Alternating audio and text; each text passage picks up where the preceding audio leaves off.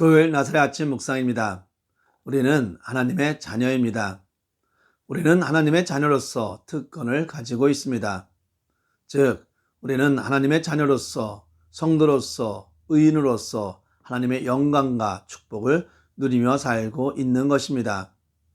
오늘 우리가 읽어야 할 말씀은 시편 37편 27절에서 40절입니다. 악에서 떠나 선을 행하라. 그리하면 영원히 살리니 여호와께서 정의를 사랑하시고 그의 성도를 버리지 아니하심이로다. 그들은 영원히 보호를 받으나 악인의 자손은 끊어지리로다. 의인이 땅을 차지하며 거기서 영원히 살리로다. 의인의 입은 지혜로우며 그의 혀는 정의를 말하며 그의 마음에는 하나님의 법이 있으니 그의 걸음은 실족함이 없으리로다. 악인이 의인을 엿보아 살해할 기회를 찾으나 여호와는 그를 악인의 손에 버려두지 아니하시고 재판 때에도 정죄하지 아니하시리로다. 여호와를 바라고 그의 도를 지키라. 그리하면 내가 땅을 차지하게 하실 것이라. 악인이 끊어질 때 내가 똑똑히 보리로다.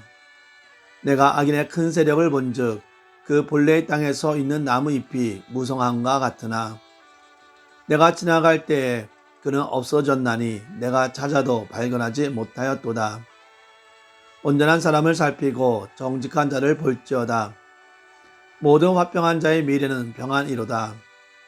범죄자들은 함께 멸망하리니 악인의 미래는 끊어질 것이나 의인들의 구원은 여호와로부터 오나니 그는 환난 때에는 그들의 요새시로다.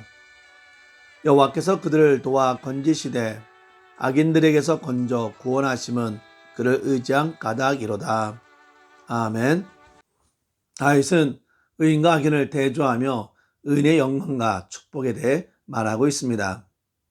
의인들은 하나님의 뜻을 쫓아 그의 의를 행하면 영원한 축복과 평강 가운데 거하게 됩니다. 의인들은 어떠한 영광을 누릴 수 있습니까?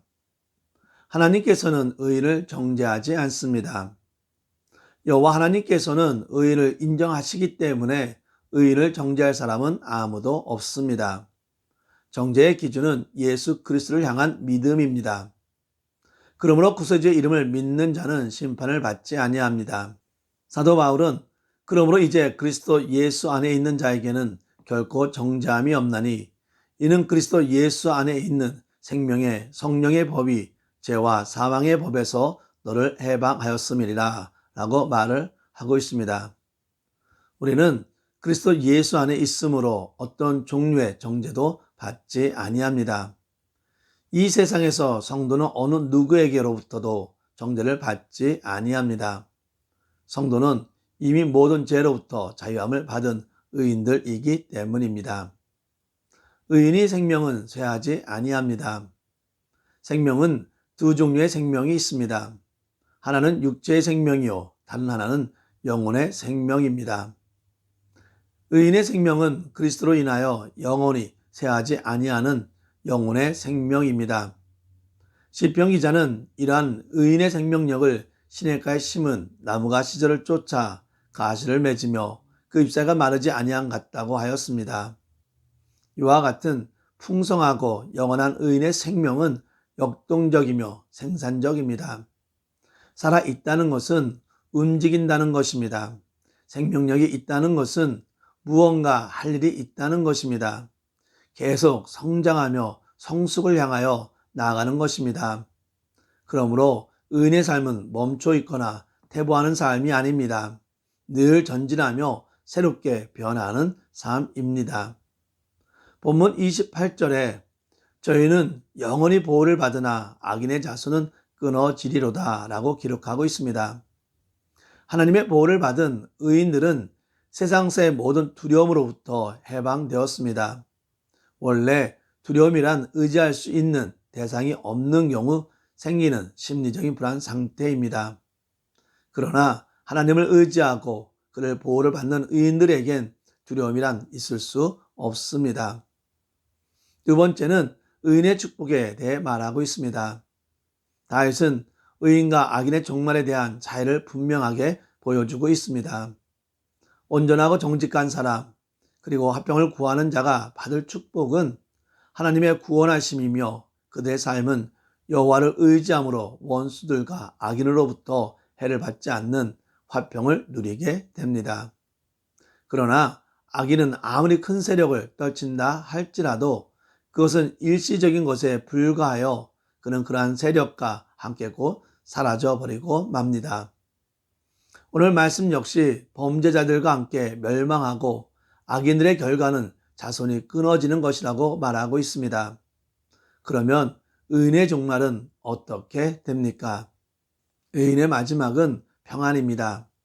오늘 말씀 37절에 완전한 사람을 살피고 정직한 자를 볼지어다 화평한 자의 결국은 평안이로다 라고 말하고 있습니다. 여기서 완전한 사람, 정직한 사람의 의미는 하나님을 의지하고 그의 율례와 계명 지키기를 줄고하는 사람을 가리킵니다. 이와 같이 하나님을 경외하는 사람들의 삶에는 때로 믿음의 연단을 목적으로 하는 시련과 고통이 다가올 경우가 있습니다. 그러나 이러한 고난을 믿음으로 인내하며 슬기롭게 헤쳐나가는 성도들은 하나님께서 주시는 평안함을 누리게 됩니다. 성도가 누리는 축복은 여러 가지 많이 있지만 그 심령이 잔잔한 바다와도 같은 평안의 축복은 그 무엇보다도 값지다고 하겠습니다. 이러한 평안은 하나님께서 값없이 주시는 선물입니다. 성도는 이러한 평안의 축복을 이 세상에서는 물론 저 천국에서도 영원히 맛보게 될 것입니다. 의인은 구원을 얻습니다. 의인의 구원은 여호와께 있으니 그는 환난 때 저의 산성이로다. 여호와께서 저희를 도와 건지시되 악인에게서 건져 구원하심은 그를 의지한 영고로다.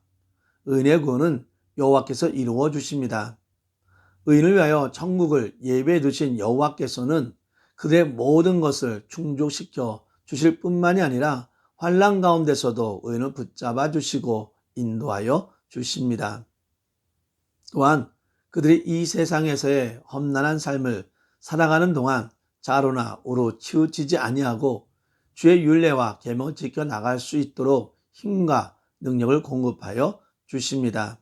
구원이란 우리가 예수를 믿고 하나님의 자녀가 된 상태만을 가리키는 것이 아니며 이 세상에서의 여러 가지 어려움과 환난 가운데서 건짐받는다는 의미도 포함하고 있습니다. 뿐만 아니라 구원이란 말은 우리가 육신의 장막을 벗고 하늘나라에서 살게 된다는 궁극적인 의미를 가지고 있습니다. 따라서 하나님께서는 그의 백성들을 예수 그리스도를 통하여 사망에서 생명으로 옮겨주시고 또 각자의 생활 속에서 겪는 각종 어려움 속에서 건져주시며 마지막 이 세상을 떠날 경우 영원한 젖으로 인도해 주십니다. 그것은 우리가 그러한 은혜와 축복을 받을 만한 자격이 있어서가 아니라 전적인 하나님의 사랑에서 연유된 것입니다. 따라서 우리는 우리의 호흡이 있는 한 이러한 구원을 베풀어 주신 주님을 찬양해야 합니다. 사랑하는 나사렛 아침 묵상 성도 여러분, 우리는 하나님이 인정한 하나님의 자녀요 의인입니다. 따라서 우리에게 주어진 하나님의 영광과 축복 속에서 하나님을 더욱 의지하여 두려움보다는 은혜와 영광 속에서 살아가기를 바랍니다. 하나님의 영광과 축복 속에서 어떠한 환경이 다가오더라도 하나님께 감사와 찬양을 하며 살아가기를 바랍니다. 기도합시다. 은혜와 사랑이 많으신 하나님을 찬양하며 경배합니다. 저희를 하나님의 자녀로 의인으로 삼아주시고 의인의 삶을 살 수 있도록 인도하여 주심에 감사를 드립니다. 우리에게 주어진 하나님의 특권 속에서 더욱더 하나님을 의지하게 하여 주시옵소서. 두려움 속에서 떨기보다는 하나님을 더욱 의지하게 하여 주시고 찬양하게 하여 주시옵소서. 환난에서 하나님의 은혜로 평안을 누리며 살아가게 하여 주시옵소서. 모든 영광을 주님께 드리오며 예수님의 이름으로 기도합니다. 아멘.